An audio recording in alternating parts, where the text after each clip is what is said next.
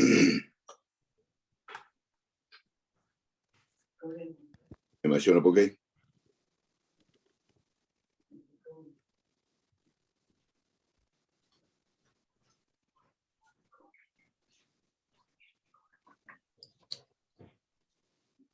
All ready? All right. We are live. All right. Here we are on this Sunday afternoon, this Sunday, it's Labor Day weekend. We want to thank God for those of you who have joined us and those who will be joining later. This is our Pearls of Living ministry, and this is what we call our Pearls of Wisdom. Pearls of Wisdom. We try to bring experiences and knowledge to people across the United States about what is really happening and about what we're trying to do to make life and ministry better in these in this world, not just the United States, but our ministry actually has been really transpiring or going further than just Minnesota, Minneapolis, St. Paul, but our ministry has transcended across the country and across international as well. So we thank God for what's happening with this ministry, and it is only the beginning. And when we look at our ministry, we're talking about when we talk about Pearls of Wisdom, we've been focusing on we're better together, and it's been on relationships and how our relationships make us better.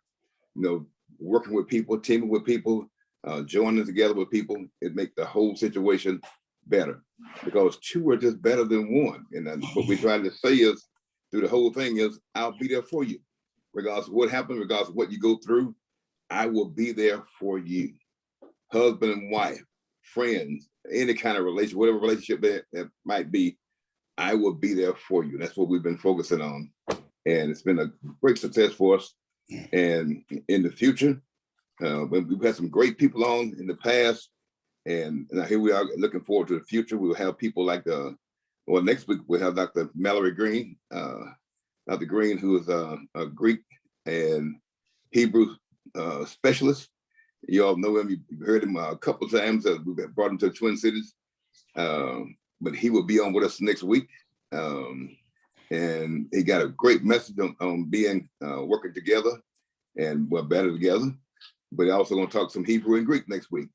And what we're trying to do, we're trying to build this particular ministry so we can actually bring a workshop to the area that's going to focus on next level ministries. What the churches do after coming back from a COVID, how do we come back strong? How do we build relationships and come back strong, even better than what we was before? So we've got a series of speakers coming up as we build up to a workshop. And I want to say to our pastors, to our people who are listening, if you have any ideas for us, or things that you think we need to be trying to pursue, different topics you think we need to try to cover in a workshop like setting, then please feel free to send them to us. And even throughout this broadcast tonight, you can feel free to put it in the chat. That I think this would be a great idea for you all to do, something good to do in the future. Because as I said, we do have contact with people from across the country. And when we talk about bringing Dr. Green on, he's a seminary professor and a friend of mine, a brother of ours. That's major. We want to bring people on like that to try to bring people to help build better relationships among ministers, preachers, pastors, and leadership teams. So this is what we're trying to do to make us really be stronger, better together. We had a chance, my wife and I had a chance to go to a funeral this weekend in Wisconsin, Milwaukee, Wisconsin. And I think we saw probably the greatest exhibition of a love story that we ever seen before in our lives. Great friend of ours, Dr. Gary Lever, who became president of the Wisconsin State Baptist Convention at the same time that I did. Matter of fact, he gave his address a few weeks ahead of me as he accepted being president. And then he came over to the address, my installation, when I first became president, and we went back over to him. We went back and forth. He shared with us as we brought the National Convention here in 2018. And then he actually gave his farewell address on August 6th. And he gave it from his hospital bed. And then I gave mine, on the August 26th. So we came into this thing together, and we worked together throughout our term as presidents of Wisconsin and Minnesota. So he actually passed away. And the thing that got me, he was only 62 years old, and he went through some things. But at 62, it really was an eye-opening experience to my wife and I to see at 62 years old, he passed away. But what really got us was the kind of relationship that he had with his convention. And I mean, it was a 3-hour funeral that was well worth it because people said some amazing things about it. The Lord allowed us an opportunity to share as well during this time. But to hear all those amazing things that he did, it brought tears to our eyes to see what a state Baptist convention is really about, what it's supposed to do. But the biggest thing that I can give credit to, he loved God, but you know what? He loved his church. But I can say before the church came his family. He loved God, he loved his family, but he loved his church. Now, here's the thing is, again, in that order, he loved God. And that's what people said about him. He loved God. He loved his family. He loved his wife. And what was so evident, but he loved his church as well. And there was a love story in the printed program that really showed how important it is to value every minute. Husband and wife, families, it's important to value every minute, every second, every hour of our relationship, because we never know. We never know how long it's going to be or when it's going to be over. So you need to value that time. And I think my wife and I both we were knocked off our feet to see how this man loved his wife, how his wife loved him, how his children loved him, how his church loved him. And that is a part of us saying, listen, it is so important to build strong relationships and to value the relationship and not be upset with each other, not be angry with each other, but love each other. Through the time we're living in now, we don't know what's going to happen tomorrow. We don't know what's going to happen the next moment. So while we have these chances, love each other, be there for each other. So we had a chance to see this. The wife wrote a special thing, a special letter, a love story. And I thought it would be good. I don't want my wife to read the whole story, but just read how she valued this time together. And I think it's going to be important for us to see how she shared it. My wife has a word to say, but come around and just talk about this particular letter, and that people can see what kind of experience we had. It was an experience above and beyond anything we could ever imagine. In other words, we were expecting this, but it really helped our relationship.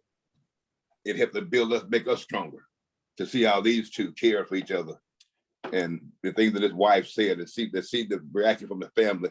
And we had a chance not only to go to the funeral, but we actually spent time with the family, about 2-3 hours with the family yesterday morning.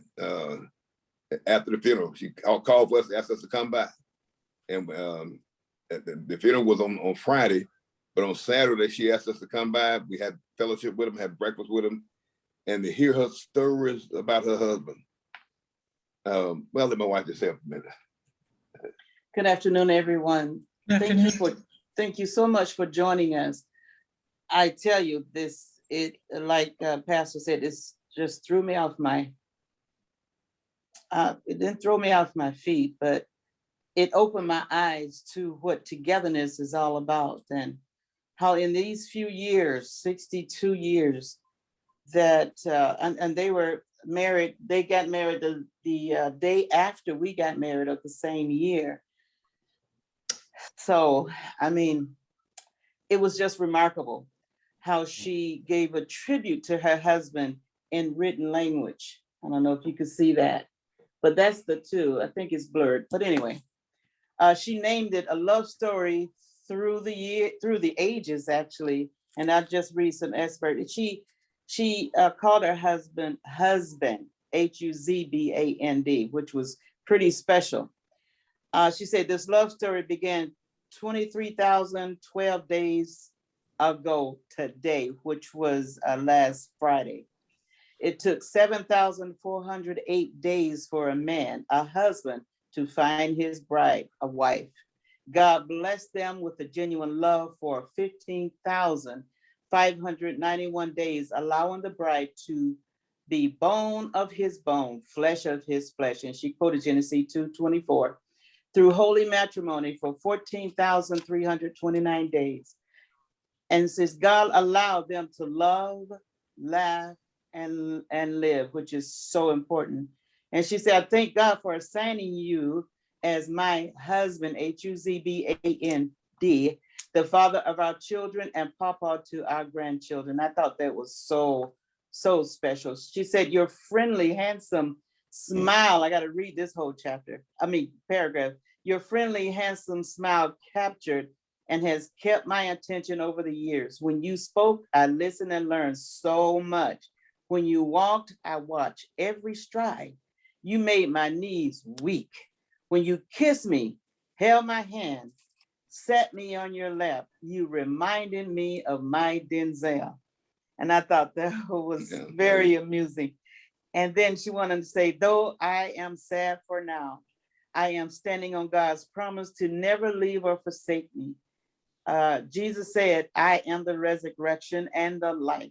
Those who believe in me, even though they die, will live. And everyone who lives and believes in me will never die. That's John 11:25 and 26. And to close it out, she says, and in the last hour of this life, the wife kissed her husband and said, I love you. The husband kissed her back and said, I love you.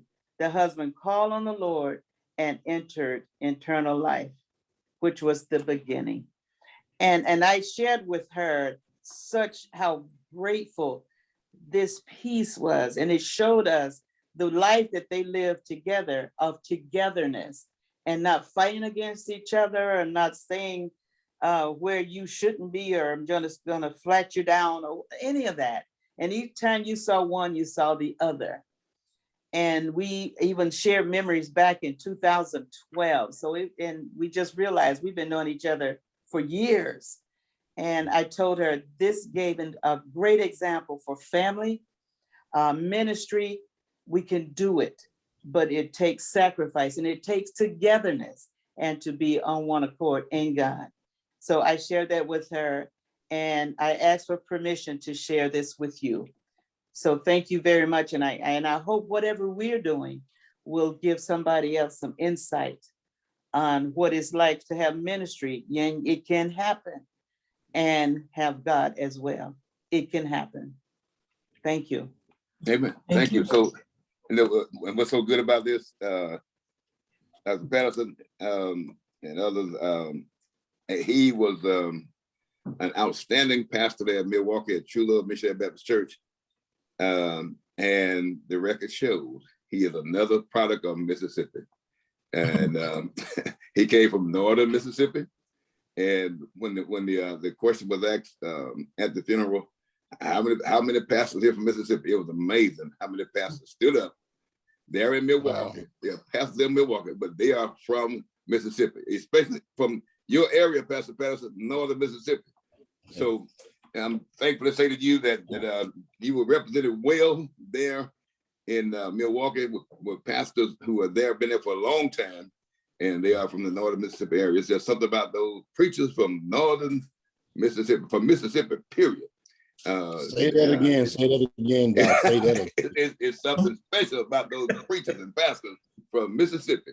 It was very evident in the house there in Milwaukee. And like I said, it was amazing. And I guess that's one of the things that really brought us together.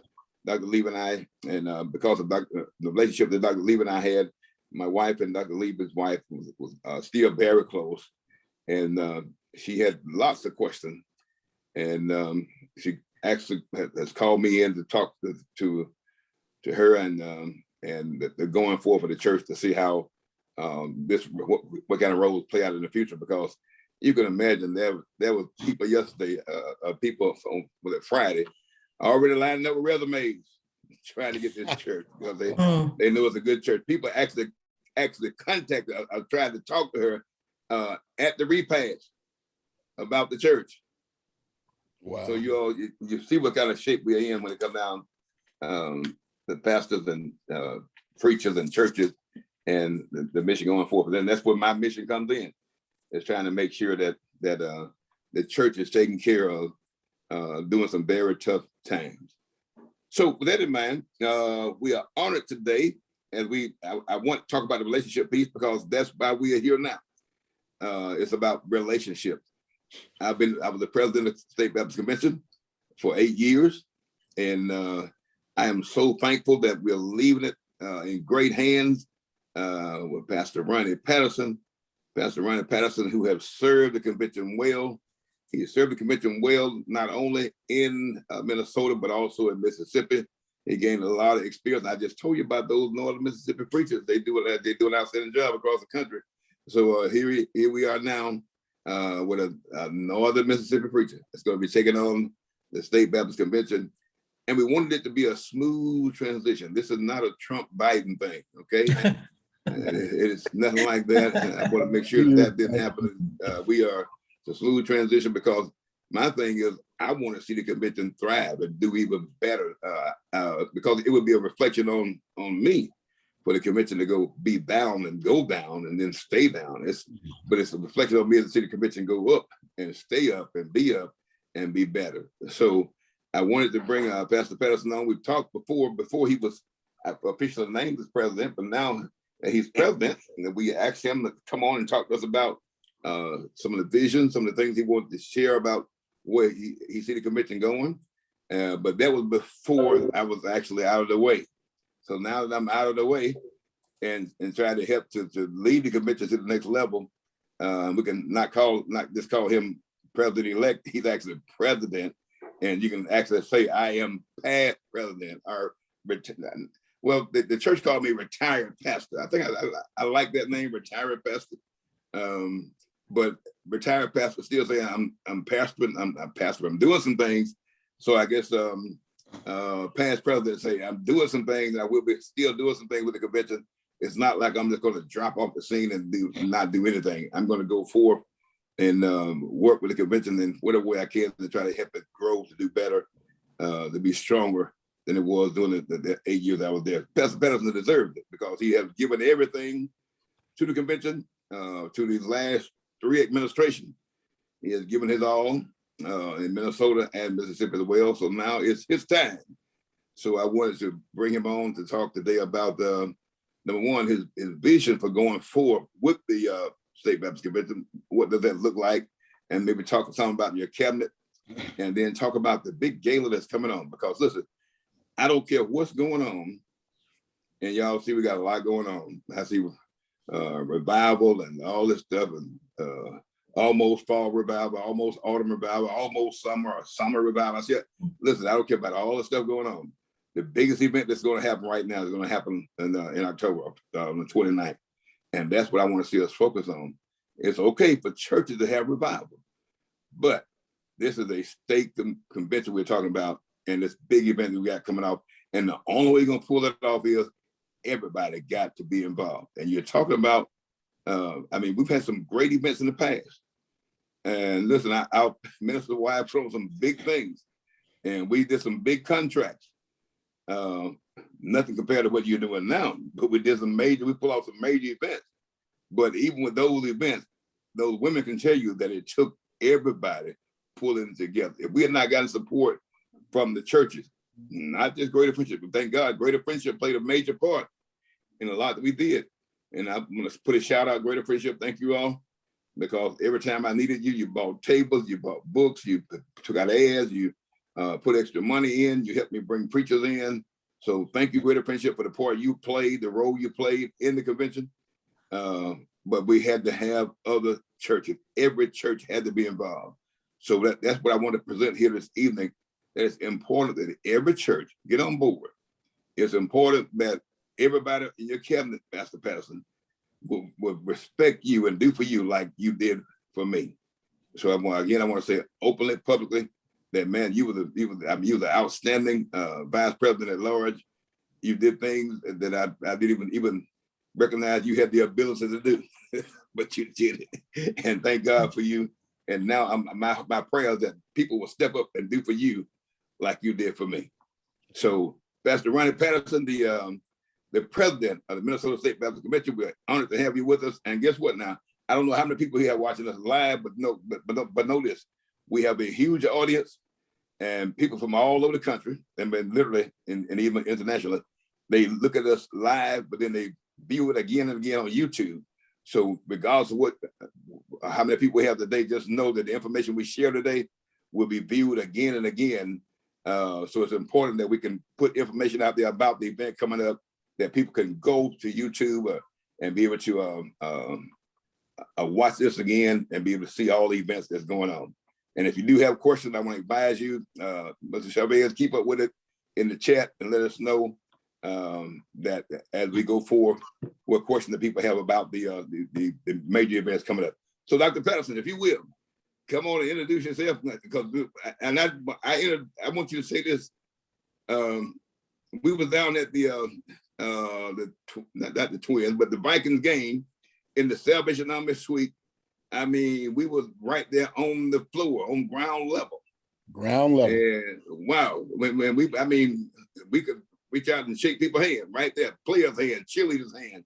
That's how close. That's what we were. And you made this statement. You don't even know I heard you, but you said, "Boy, if my grandmother can see me now." So, and you made that statement then I heard you made it again doing the night when the power was transferred to you being president. You said, "My grandmother can see me now." Yeah. So kind of talk to us about that and your upbringing, if my grandmother could see me now, right, as we go forward this convention. Good evening. Can you hear me well, President? Yes, sir. I am so excited to be with you guys tonight. It's been a long weekend for me. I left Columbus, Mississippi this morning at 2 a.m., got to Memphis at 4:30 a.m., got on a plane at 6 a.m., landed back in Minnesota at 8 a.m., preached at my church at 10 a.m., got home, ate a meal, and got a good nap in. Supposed to be at the fair working tonight, but I told them I had to show enough be at this interview.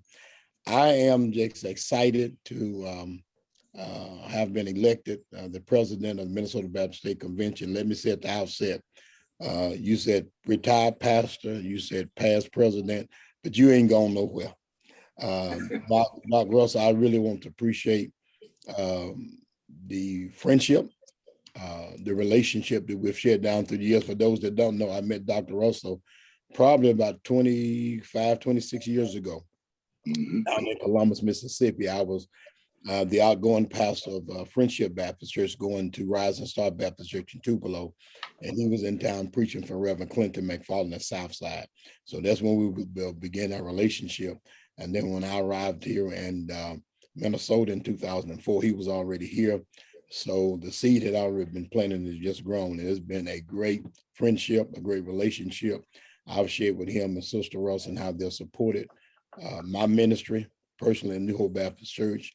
And I want to thank you for entrusting me and giving me the opportunity to serve with you. You know, we met before you decided to run. There was a debate who was going to run. I said, no debate. When you announced you was running, you knew you had my full support. And when you asked me to serve in the first term as vice president at large, as first vice president, the secretary and vice president at large, it was a joy because I did this work before in the great state of Mississippi. And you made it easy.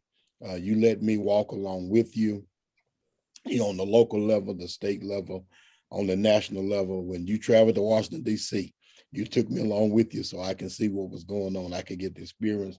And even as we travel across this country, bringing the National Baptist Convention here, I teasingly would say you would call me sometime at night early in the morning to pack my bags. I would swear I wasn't going nowhere.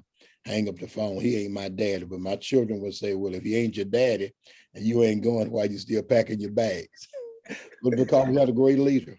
And I wanted to be there to support you and to make sure whatever needed to be done from your vision, I would make sure that was completed. And we had a great working relationship over the past 8 years. And you certainly blessed me back in March when you moved the election up and I became president. You have walked me every step of the way. You have me at every board meeting I can be at with different organizations. You have not missed one day talking about what needs to be done and allow me to develop my cabinet. And I want to say to those that own, even daily now, since I took over back last Thursday, we've been in conversation daily. Talk, and I needed advice. And I would never shun wisdom that come from past leaders. That's why last Thursday, when I announced my cabinet, I had a board that was called the President Cabinet, which consists of Reverend Dr. Earl Miller, Dr. Jesse Griffin, Dr. Ian Bethel, Dr. Jed McAfee, Dr. Billy Russell, and Dr. James Thomas. These are all living past president of our convention. And I would be not wise to have myself surrounded with this team of leaders, seniority leadership, who's full of wisdom and knowledge, who's been there and done that to advise me along the way. I really believe in the theme that Dr. Russell, you gave us over 8 years ago. We are truly better together. Not just outside of our convention, but really inside of our convention. You have brought us together as pastors and churches.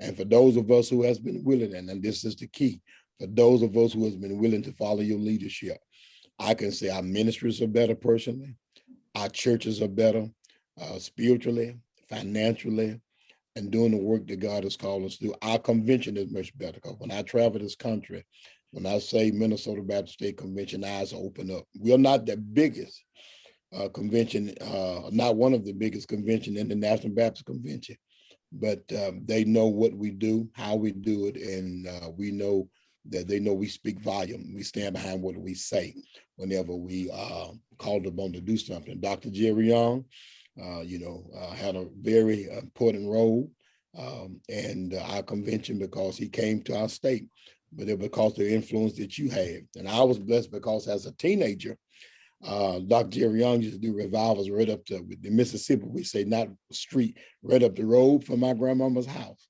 And I would go and hear him preach back in the late 70s and early 80s when I was just a teenager. There were some nights I really didn't want to go to church, but if I wanted to see my girlfriend, I knew I had to go to the revival at the church at night. And so I was blessed, even though Dr. Young from back then. So when I did that sermon in New Orleans in 2019, I reminded him as a teenager, I used to come here and preach, and it was a blessing to be on the national stage. And you created that for me.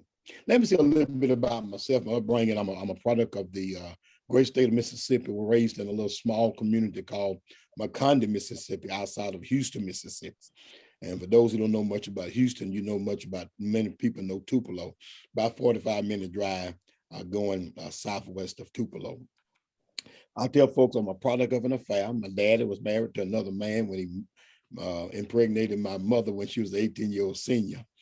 And but to God's divine favor, I was put in the hands of my grandmother. I was raised by my grandmother. You hear me fondly and affectionately speaks of my grandmother because she had 10 kids herself, 5 boys and 5 girls. And so in 1966, she took me into her home and raised me as her own son. And so though biologically I'm her grandson, I was raised as one of the children in the house. Mama didn't have much education. She just went to the 8th grade and worked in cotton fields, made a living working in white folk houses, cooking their food, cleaning the house, and raising their children.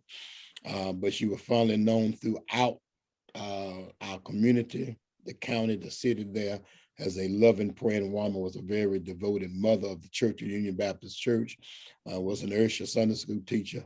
And because of that, I became a druggist because she drugged me to Sunday school, drugged me to worship service, drugged me to Bible class, drugged me to be. And a lot of us probably remember BTU on Sunday evening. I was drugged to BTU. I was drugged to evening service. So my life got started in church from a baby. I was baptized at a very young age of 6 years old in August of 1972. Been in church all of my life, been a choir member, can't sing, but I was in the choir to make up the numbers. I was an usher. At the tender age of 12, I was made the superintendent of our Sunday school. At the tender age of 15, I became the senior class Sunday school teacher. At the tender age of 19, I was ordained the youngest deacon at the Church of Union Baptist in the history of Union Baptist, 19 years old. Accepted my call the very next year at the age of 20. Knew I was called when I was 15, but I thought if I got involved in doing all this church work, God would leave the preaching stuff alone. But at the age of 20, going to 21, I accepted my calling. I preached my first sermon March the 26th, 1988. I was ordained October of 1988, was called to my first church as interim pastor November 88, elected senior pastor in December of 1988, and I've been preaching and pastoring ever since. I've been blessed to pastor 4 churches. I was in West Point, Mississippi at Town Creek Baptist Church for 2.5 years. I was at Friendship Baptist Church in Columbus, Mississippi, 6.5 years. And I was at Rising Star Missionary Baptist Church in Tupelo, Mississippi for 7 years. And I've been here in this cold state called Minnesota at the New Hope Baptist Church, who I believe is the best church for me. Not a perfect church. I'm not a perfect preacher, pastor, but I think we're a perfect fit for each other. And this coming October the 1st, we'll be celebrating 17 years of pastoralship at New Hope Baptist Church. So we are in the celebration the first Sunday in October. I believe there should be the 3rd, I believe. Dr. Billy Russell will be our guest preacher for that morning service. And Dr. Larry Hawkins will be our guest preacher for the evening service at 3:30 p.m. And so coming here in 2004, really because of the training of my grandmother being in church. I tell somebody I didn't really have had a man to really be an example of what a man ought to be like. But my grandmother taught me what it meant to be a real man, how you ought to get some, as you would say, get some education in your head, get some love in your heart, keep some money in your pocket. Coming up with the 5 girls in the house, we was all as men taught how to cook, clean, wash, iron, to do all of that. There was no male or female chores, but everybody was trained to do everything.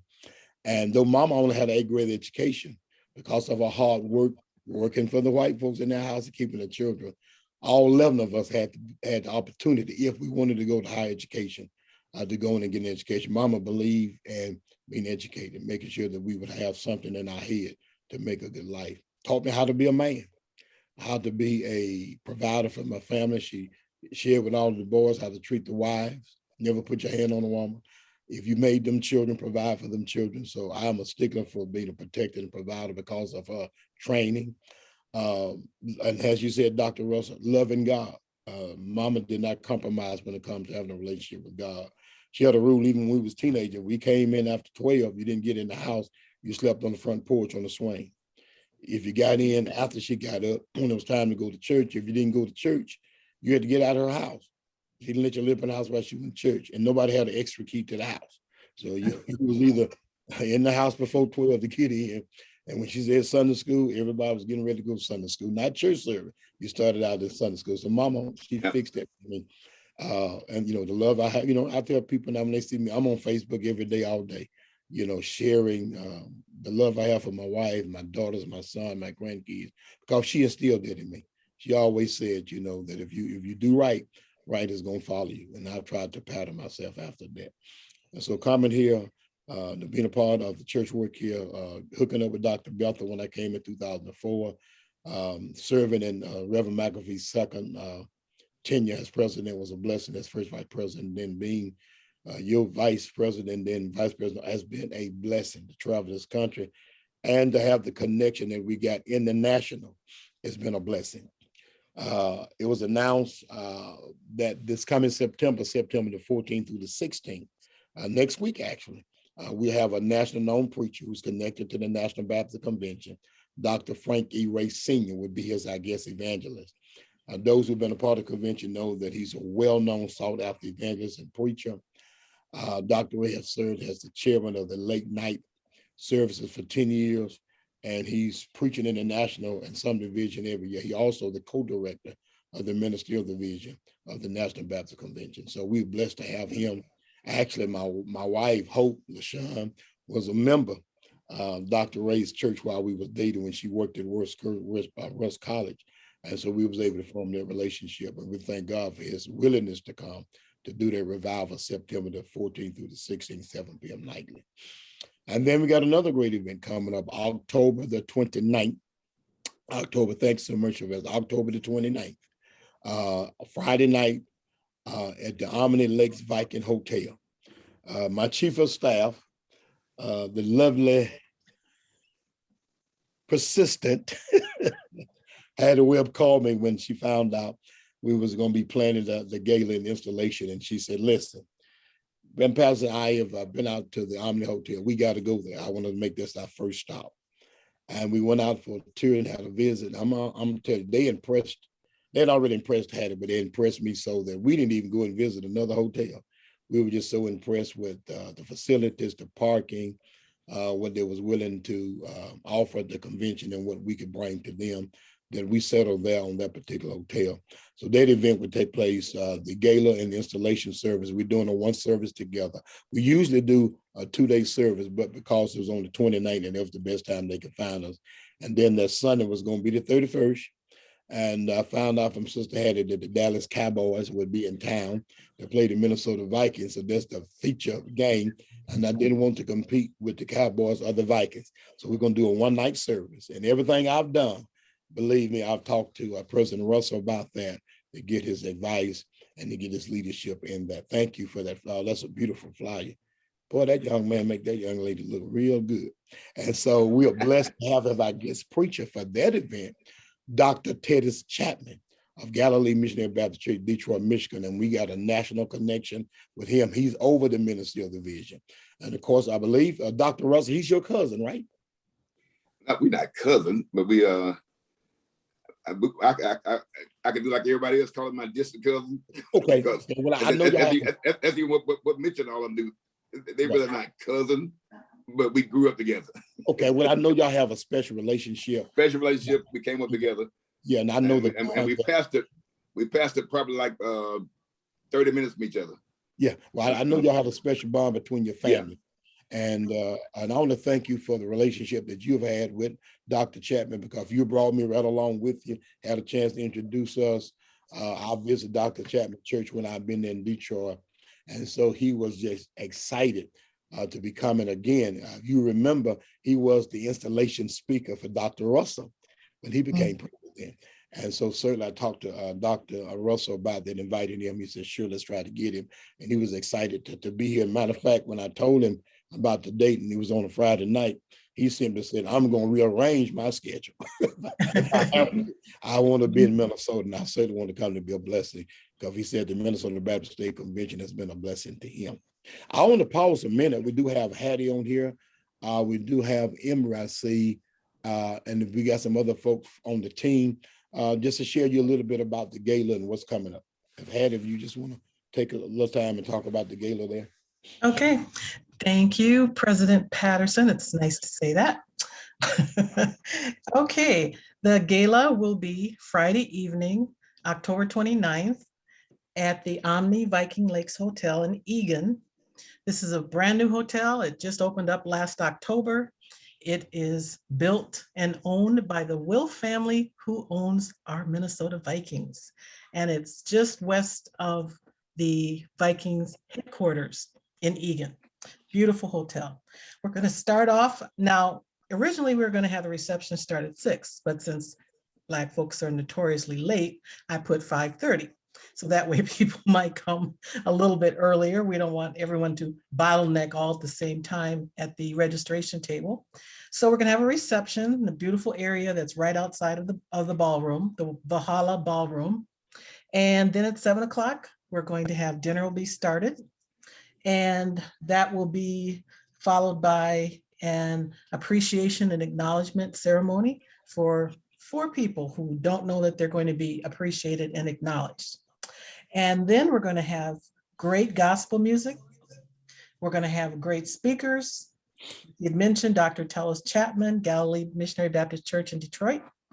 The ballroom is going to be 40 tables of 10, and it's priced at $100 per person or $1,000 per table of 10.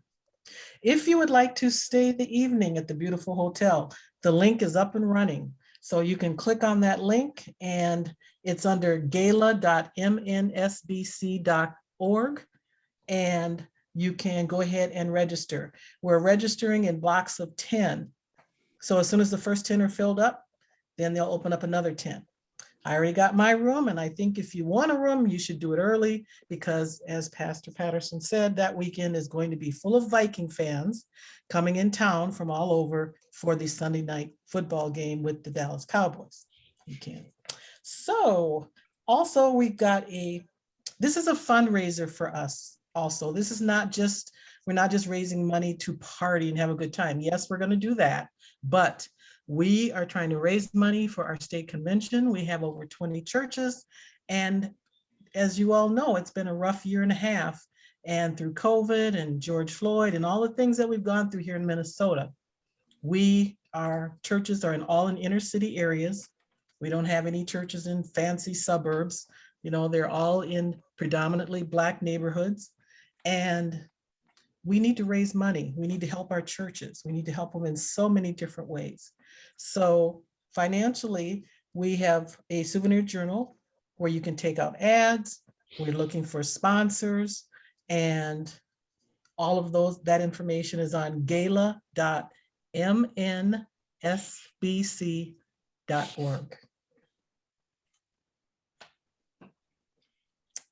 Can you, Hattie? Yes.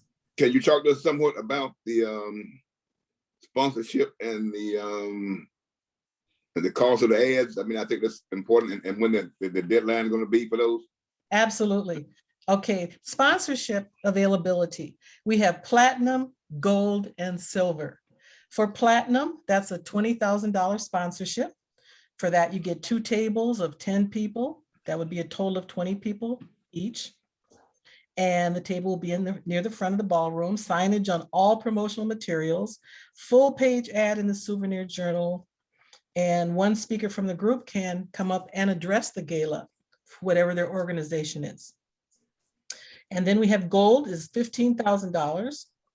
And that's also 2 tables of 10 people, signage on all promotional materials, and a full page ad in the souvenir journal. And then silver is $5,000, 1 table of 10 people, signage on all promotion materials, and a half-page ad in the souvenir journal. Now, the souvenir journal, the deadline to get your ads in is Friday, October 3rd, because we need the following 3 weeks to have these books printed up. And the individual ads start with a full page ad is $200, half page ad $125, quarter page $75, eighth of a page $50, and a patron name at $25. Then we have premium ad size. One of the first 2 pages on the souvenir journal would be $300. One of the last 2 pages would be $300, and the back cover page would be $400. So when the souvenir journals are done, they can either be, you can check to have them mailed to you, or if you're attending the gala, you can pick it up at the gala. But it's Friday, October 3rd is the final day to get your sponsorships, to get your tables, to get your tickets, to get your souvenir ad journals in. So we want to make sure you get that done. And Friday, October 15th is the final day to book a hotel room. However, I would suggest you wouldn't wait that long, because like I said, it's going to be a busy weekend at that hotel. It's the first NFL hotel in the state of Minnesota, so it's very popular, even though it's brand new. And we are the first Black organization to have an event there. And they were so gracious to us and just so, asking us, please don't go anywhere else. We want you to have it here. And they have been very good working with us, and we're very, very thankful for that. Listen, I don't know how much work you've done as far as going out and talking to people about the sponsorship, but this word of advice is that you can't just mail this out to different companies. You got to go to them individually and you got to ask them personally. You got to ask to see the CEO or the president of that company. I mean, this is what we had to do for the national. I mean, they was not coming to us at all. We had to go to them. So that's what's going to happen. You need somebody that's going to be in direct contact and asking people who you know got money. And don't need to go to nobody that got no money. Exactly. So go to people who you know got the money and who's going to be the sponsor this and show them the opportunity they can have in sponsoring, helping to sponsor an event like this. Because again, like you said, we Black folks, and it's good for them to give it for Black folks. So and it is, it is hard because, you know, we're Black folks and a religious organization. So there's corporations and companies, they're very lean, you know, they don't really want to go there, you know. They stay away from, I mean, that's even with what we're doing is further living. We're finding out that when you use the term ministry, they stay away from that. They want to just name the organization and not being associated with any kind of religious organization. So we got to show them that we do things beyond just going to church on Sunday morning. That's why I said it's important that you go to them directly and talk to them as individuals. Say, look, this is what we're doing. This is what our convention is doing. This is what we are looking. You know, we got to talk about how we're feeding the hungry, clothing the naked, and really being a blessing to our community. Because they're not going to give to something that they're just having church on Sunday morning. They're not going to do that. Exactly. And we have been blessed. We have been blessed, Dr. Russell, to those on the call. I have had one meeting with one of our potential donors, and we do have one sponsorship that's already agreed to, and matter of fact said have cut the check for $5,000, and so that's what I have lined up. Do have lined up a meeting with Salvation Army. We are trying to get a meeting set up with Thriving, also Comcast. We're reaching out to Target, Best Buy, and also Walmart right now. And you know, Hattie has some groups that she have sent letters to, and I'm making myself available. We kind of come through a very busy time over the past few weeks. So I have talked with Sister Angel Fields Mitchell, who's also have been making some calls to some of the companies so I can be available to go and show my face and have a face-to-face meeting with some of those companies so they can see who I am. And thank you, Dr. Russell. You always reminded me of that, because one of the companies did make a remark, we're not going to pay for your party. And so we need to let them know that it's more than a party. These funds that we're trying to generate, we're going to continue to help those who have really been affected by this pandemic, this COVID-19. We'll continue to feed the hungry. We'll continue to close those that are naked. We'll continue to reach out to those that are having issues with the rental system and housing system. We even had people that's calling, you know, our local church for medication. I had one senior citizen couple call me because he went to go get his insulin. And because he's out of there, I guess that period that covers, he was having to pay like $1,200 just for 1 month supply of insulin. And so the calls are coming in and the people are there, and we have to understand, yes, we're celebrating, but after the celebration, we got to hit the ground running to meet the needs of our people. And I know in your tenure, Dr. Russell, the grants that you received, we fed, listen, not hundreds, we fed thousands of people weekly. With the things that we did back in November during Thanksgiving, we did during Christmas, the hams, the turkey, the food boxes, the water, you name it. Because at one time, we was blessed to have our fellowship hall and breezeway set up like Walmart and Target, where people just came in and was able to freely shop. And it wasn't because people was greedy, those people was needy. So I hear you loud and clear, and that's what I share with one of the companies that, you know, came back with a reply, we're not paying for your party. Well, we have an installation and celebration, and we're grateful to be able to do that after a year and a half of being locked in and locked up. But certainly I'm taking paperwork, I'm taking some data so I can show people what we've been doing, not just as a church, but what we've been doing as a convention to meet the needs of the Twin Cities. But, you know, that's important to show people that what we've done in the past, and to show how we want to be able to continue this. I mean, it's not like we've been just having a party. I mean, everything, you've named all these things, but even like right now, we are assisting even hurricane victims down in New Orleans in southern Louisiana.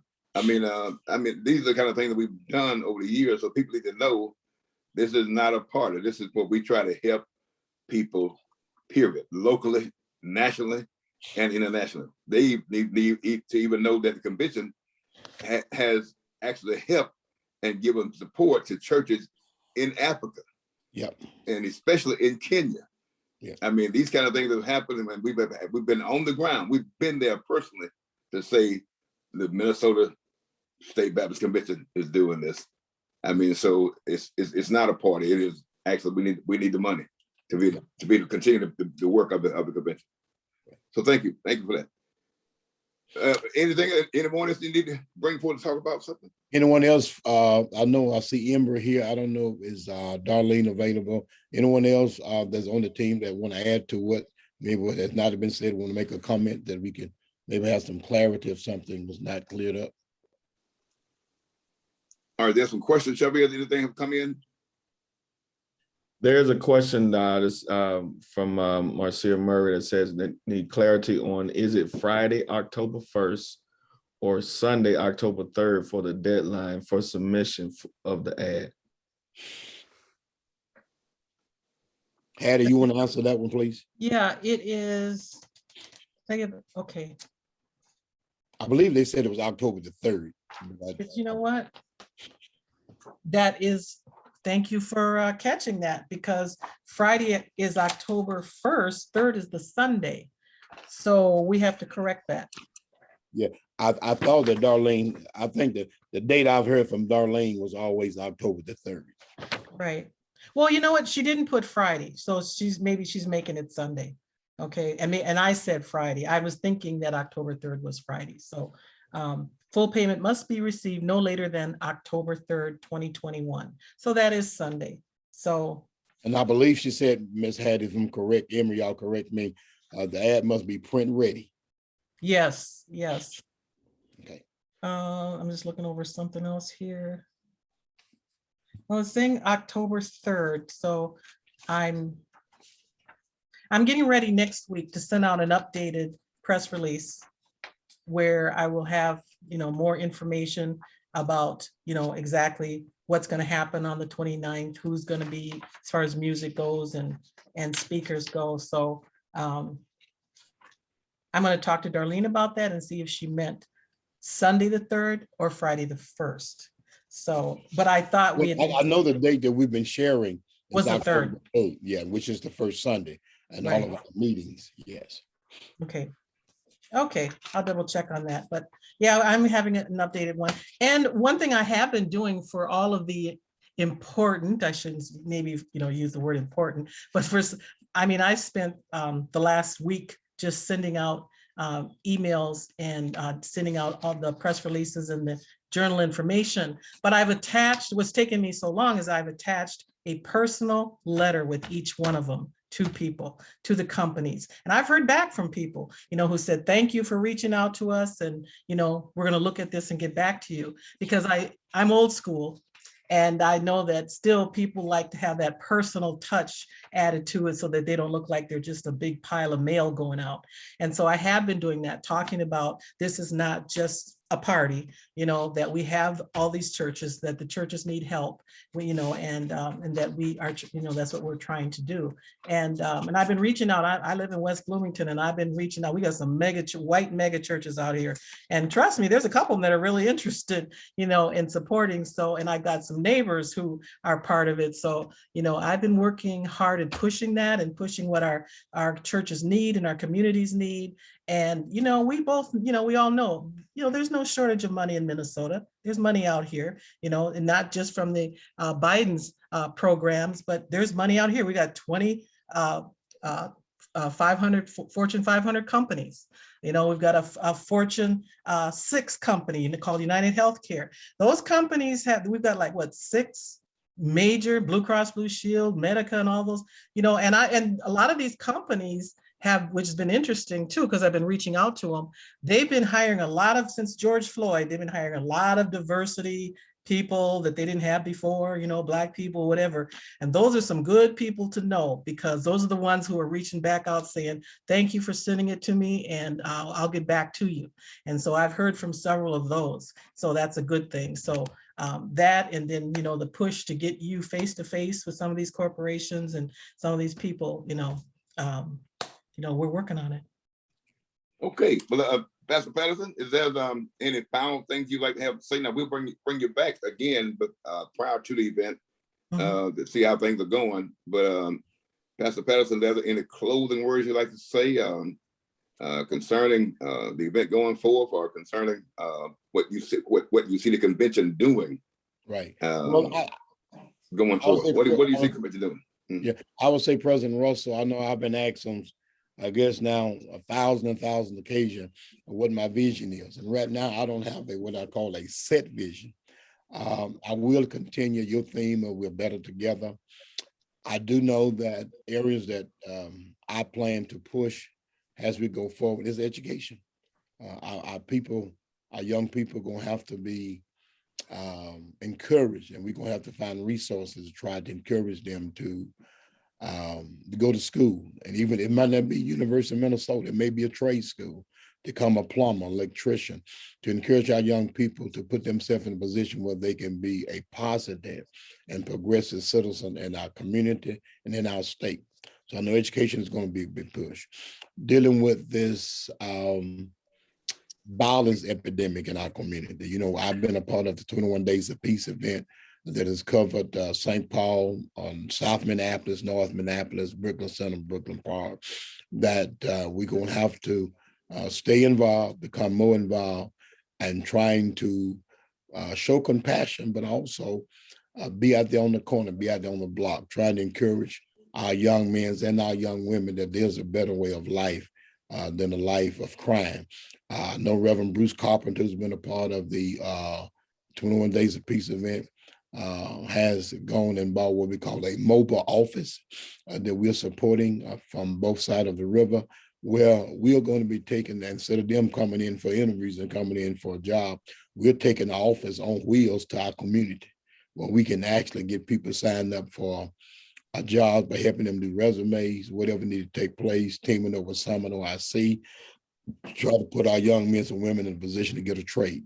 Everybody might not be sitting in the classroom at the University of Minnesota. I just had some work done on my house. Guess what? These was electricians. These was painters. These were construction workers. And guess what? They didn't do it free. I had to pay them. I had to pay them a good price. And so there's money to be made if we can put them in a position. So education, dealing with this violence, but also what's on my heart is the health concern of the Black community. We cannot help but deal with this daily when it comes to this pandemic and COVID-19, trying to encourage our people, please get vaccinated. Please get vaccinated. I want to thank Dr.